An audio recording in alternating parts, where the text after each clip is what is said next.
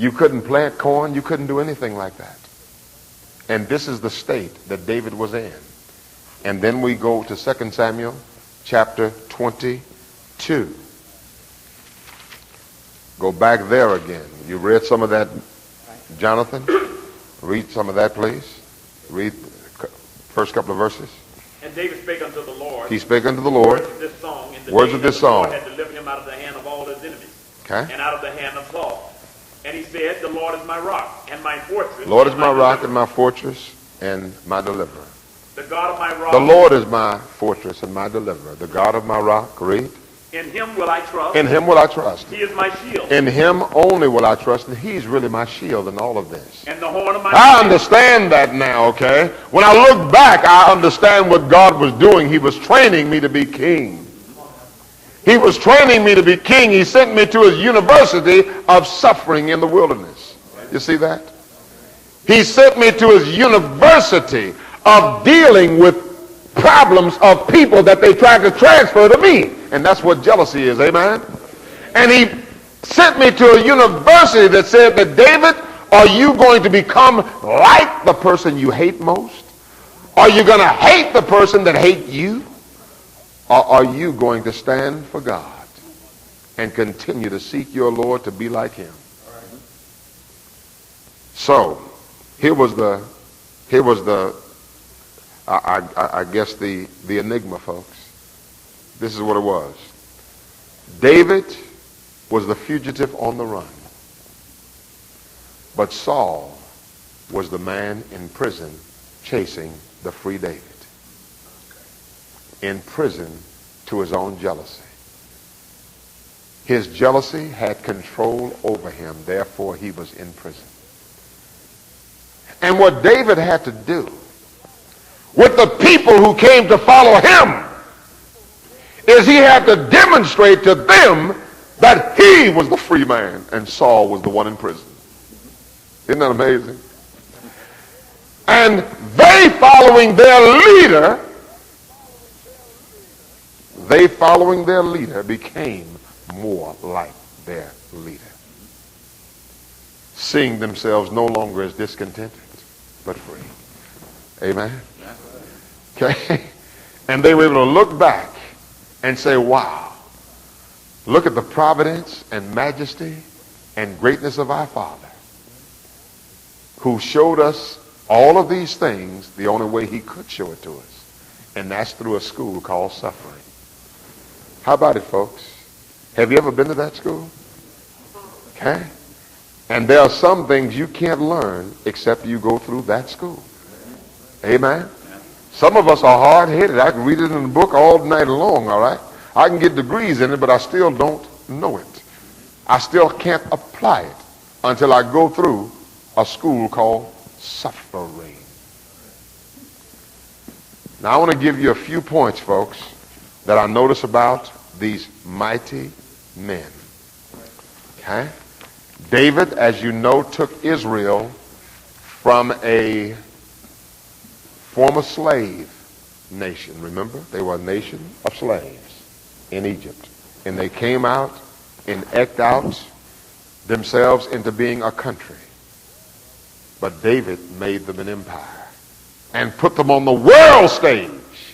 That's what God wanted, but it would take a certain kind of man to do that. And that man, for him to be great, he'd have to be surrounded by mighty men.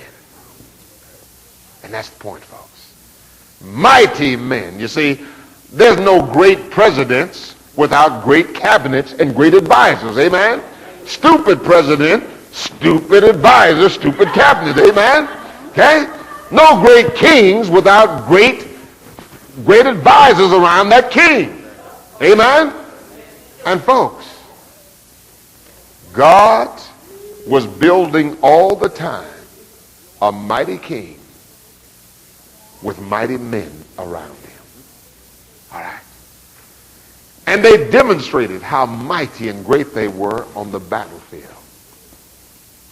One man, the first one, 800 men in battle. What does that tell me about that guy? What does it say about the guy? 800 800 men. What do we say when odds are against us when it comes to church work? Nobody else showed up? Let's just can the program. Okay? Okay? Where's all the other 50 men? Where's all the other 75 men? Where are all the other brothers? I'm not going. No way. He took responsibility, okay? Here is a need. The Philistines are coming. All right? The Philistines are coming. The other men are not here, but I'm here. And if I'm here, God is here. And if God is here and I'm here, they are but meat for me. Amen. Mighty men, folks. Mighty men, all right? They take responsibility, amen? They don't let mediocrity, okay, mediocrity of the majority influence their decisions in serving God.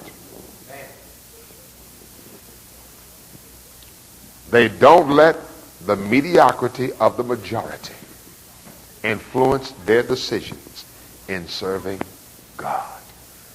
All right. 1 against 800. Logic says he's crazy. He's insane. But that little boy against the giant Goliath with a slingshot, logic said he was crazy. Amen. Amen. One man preaching that it's going to be a flood when the earth had not even seen rain yet. 40 days of rain. What's that? Logic says insane.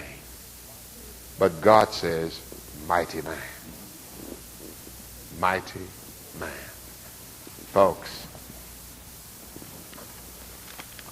when I look, the mighty men will not wait to see what others will do. These mighty men would not let the apathetic majority determine their response to a crisis. Let's look at 2 Samuel chapter 23, and there is a verse. There is a verse. Look at verse 10, Jonathan, please. He arose and smote the Philistines until his hand was weary, and his hand clave unto the sword. I don't know about you folks. Back in the day, let me see, you may not be old enough, but Leroy, I know you're old enough. And I know I'm old enough. And some of you others, we used to watch the cowboy pictures. Lone Ranger, hi-yo, Silver! All right there. All right, remember? All right. Roy Rogers and Dale Evans. Happy trail to you. Okay. All right, Hopalong Cassidy. I got 2 Hopalong Cassidy. I got a Hopalong Cassidy suit for Christmas, boy. A 2 pearl handles, my black suit. Okay. And you know why Hollywood is a multi-trillion-dollar industry? It's because of heroes. People love to see the good guy win at the end. And these guys used to ride into the sunset. They'd kiss the girl on the cheek, and then they'd wave, and then you see them riding into the sunset. And for Lone Ranger, hi-yo, Silver! You know, who is that? The Lone Ranger. That was powerful, folks. I don't know about you. I don't know about you, but heroes, folks. I remember when I took my son to see Superman when it first came out.